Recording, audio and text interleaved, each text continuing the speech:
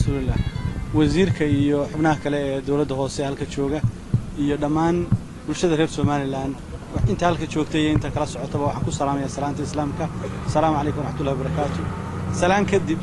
runtii farxad bay tahay aad u ballaaran in ay himiladii noo suurtooday madaxweynaha ee uu nagu diray ee nagu hawlgeliyay ahayd siyaasadiisii in wadooyinka dalka la hagaajiyo oo ay halbowlo u tahay wadada Berberiya Hargeysa isku xidha wadadana Hargeysa ee saaka hadda halka ka maraysa waxaanu ilaa iyo la faruug waanu soo hagaajinay badankeedii intii awoodayadu saamaxaysay waxaanu ku dadaalay inaan hagaajino waana ka sii soconaysaa ilaa iyo Berberiya gali doonta biidnillaahi tacaala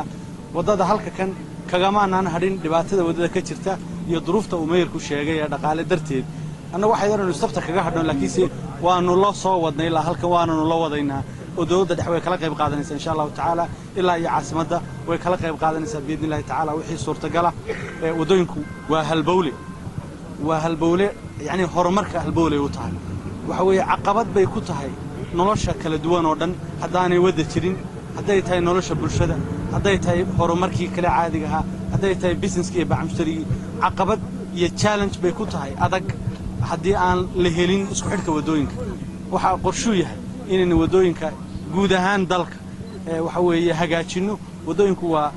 wax hudii u baahda kharash badan u baahda oo aan hawl yarayn oo kharash badan u baahda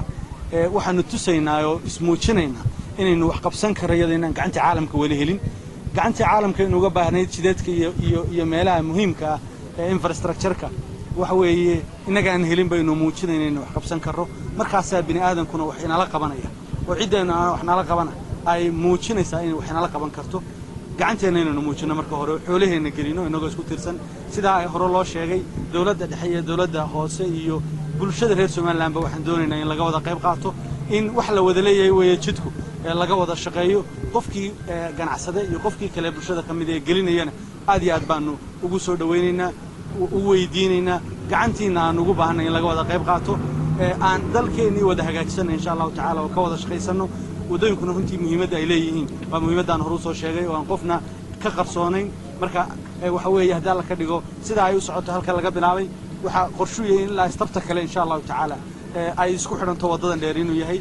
haddii la ka dhigo wadooyinka kale caasimadda dhexdeedana saas oo kale la mariyo